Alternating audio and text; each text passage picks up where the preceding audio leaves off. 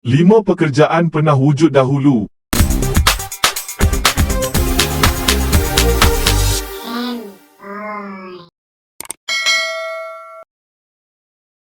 Dalam era moden ini, seburuk-buruk mana pun pekerjaan anda, tahap keburukannya itu suka untuk menandingi jawatan-jawatan penting dalam masyarakat, memainkan peranan besar bergantung kepada tugas yang disandang. Jom kita saksikan 5 jawatan penting paling buruk pernah wujud dalam sejarah peradaban manusia yang mampu membuatkan anda bersyukur anda ada kerja.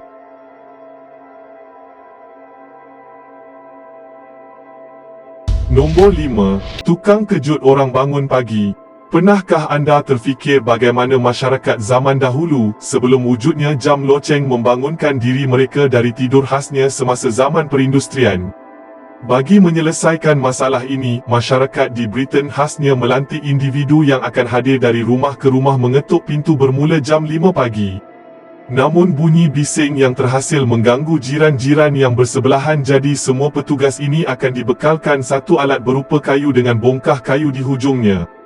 Dengan kayu itu, mereka boleh mengetuk tingkap individu yang perlu dibangunkan secara spesifik. Pekerjaan itu mula digelar sebagai knocker upper yang terus ditagih khidmatnya sehingga era 1970-an sebelum penggunaan jam loceng benar-benar menjadi satu perkara biasa.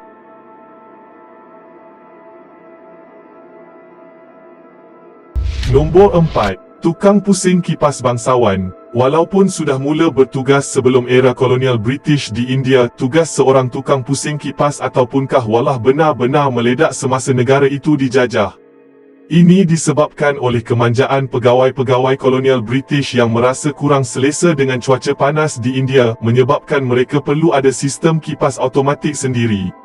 Kipas yang diperbuat daripada buluh itu memerlukan seseorang menggerakkannya, yang biasanya digajikan untuk tugas ini adalah individu dari kasta rendah.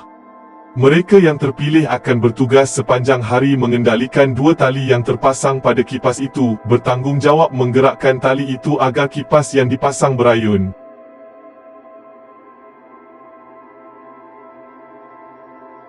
Nombor 3. The Whipping Boy. Kelahiran putera dalam keluarga monarki memerlukan mereka mencari seorang teman sebaya sama jantinanya, bakal dibesarkan beriringan dengan putera raja tersebut hanya untuk satu tujuan, dijadikan pengganti tubuh putera itu. Setiap kali putera raja itu melakukan kesalahan yang perlu dihukum oleh penjaga atau gurunya, kembarnya itu akan mengambil alih tugas menerima hukuman tersebut.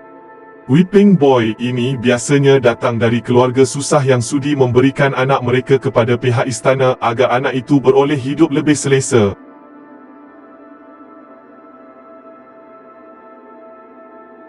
Nombor 2. Groom of the Stool. The Groom of the Stool, atau dalam erti kata lain tukang urus najis raja, bertanggungjawab membuka pakaian raja setiap kali raja perlu membuang air. Selesai urusan raja itu, gods bukan saja perlu membersihkan semua bahan buangan yang telah selamat dikeluarkan daripada tandas mudah alih yang digunakan ketika itu, bahkan ada gods yang dikatakan turut memainkan peranan memeriksa tahap kebersihan lubang dubur raja agar kesihatan raja terpelihara. Gods dikatakan rapat dengan raja, jadi jawatan ini menjadi rebutan mereka yang mahu membina pengaruh dan hubungan dengan pemegang kuasa.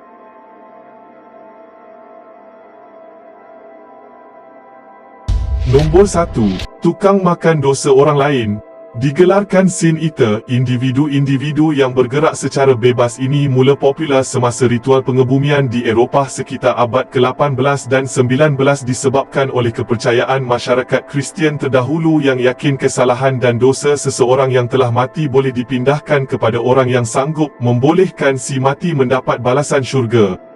Keluarga si mati akan meletakkan roti di atas dada dan minuman di sebelah tubuh yang akan menyedut semua perkara tidak elok dari si mati sebelum dikebumikan. Roti itu kemudiannya akan dimakan oleh individu Sin Eater, menandakan peralihan dosa itu telah selesai dan seorang Sin Eater akan meneruskan hidupnya bersetuju menanggung beban kesalahan tersebut kesemuanya.